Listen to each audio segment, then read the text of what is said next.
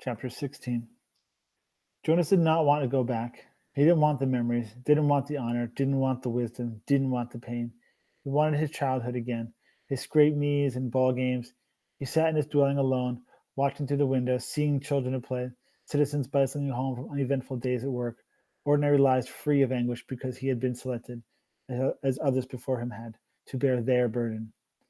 But the choice was not his. He returned each day to the annex room. The giver was gentle with him for many days, following the terrible shared memory of war. There are so many good memories, the giver reminded Jonas, and it was true. By now, Jonas had experienced countless bits of happiness, things he had never known of before.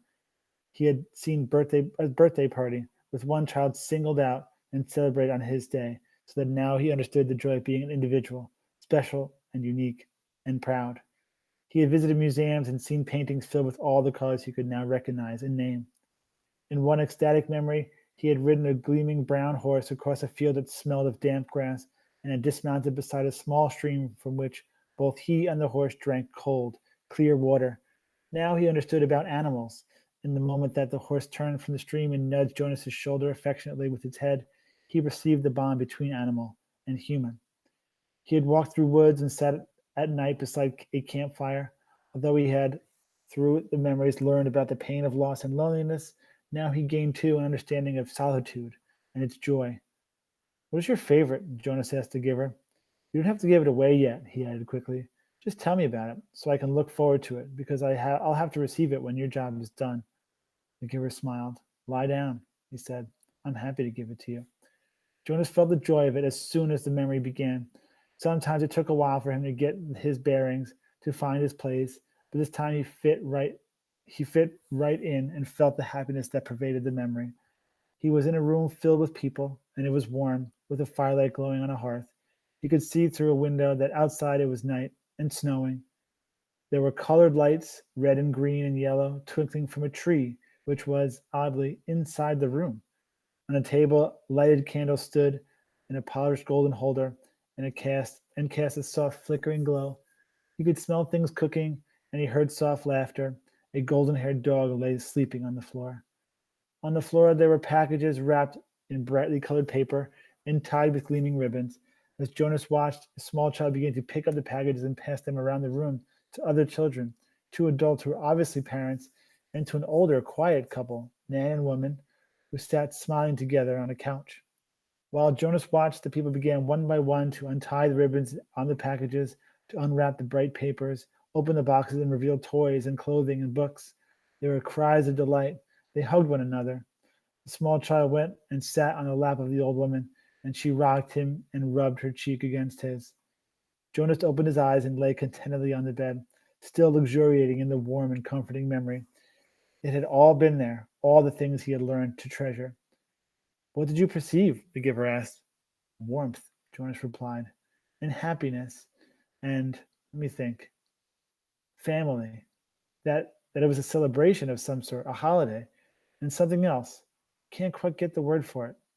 It will come to you." Who were the old people? Why were they there? It had puzzled Jonas, seeing them in the room.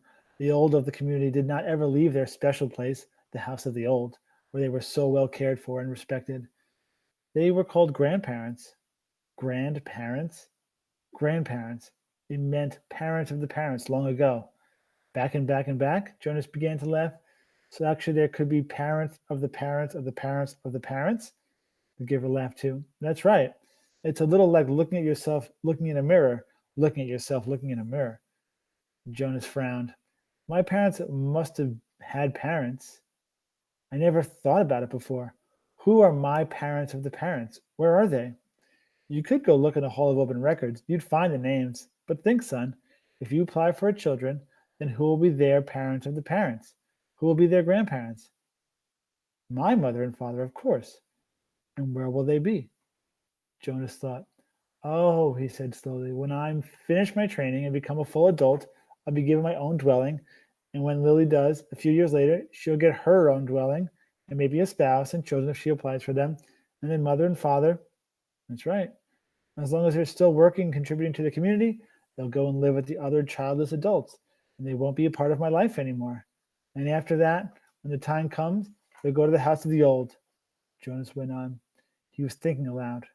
And they'll be well cared for and respected, and when they're released, there'll be a celebration, which you won't attend, the giver pointed out. No, of course not, because I won't even know about it. By then, I'll be so busy with my own life, and Lily will too. So our children, if we have them, won't know who their parents or parents are either.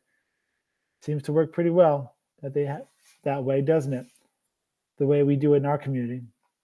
Jonas asked. I didn't realize there was any other way until I received that memory. It works, the giver agreed.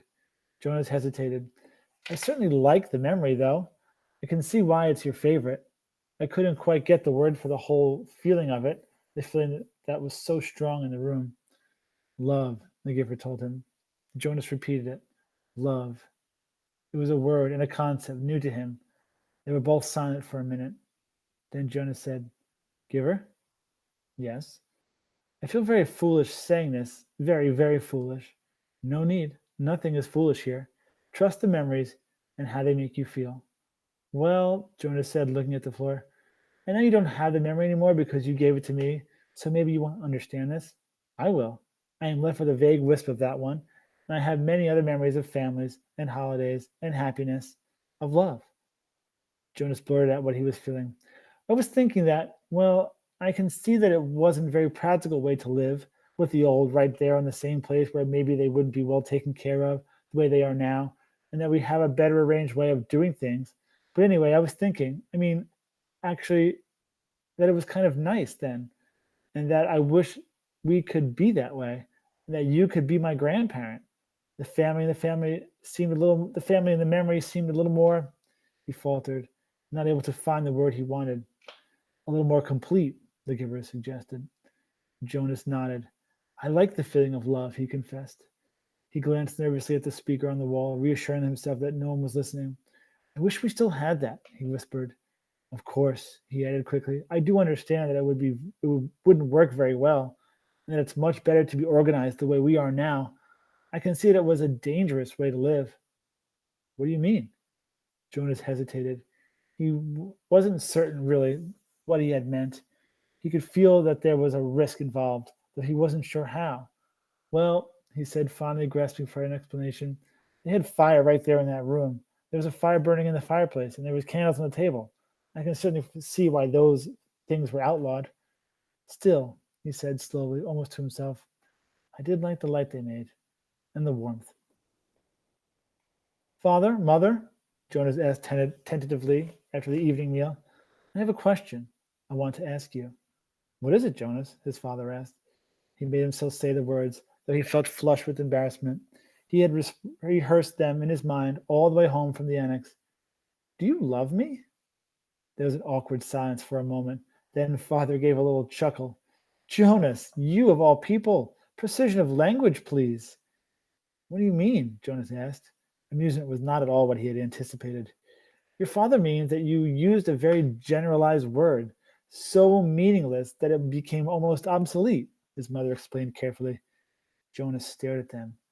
Meaningless? He had never before felt anything as meaningful as the memory. And of course, our community can't function smoothly if people don't use precise language. You could ask, do you enjoy me? The answer is yes, his mother cried. Or, his father suggested, do you take pride in my accomplishments? And the answer is wholeheartedly yes.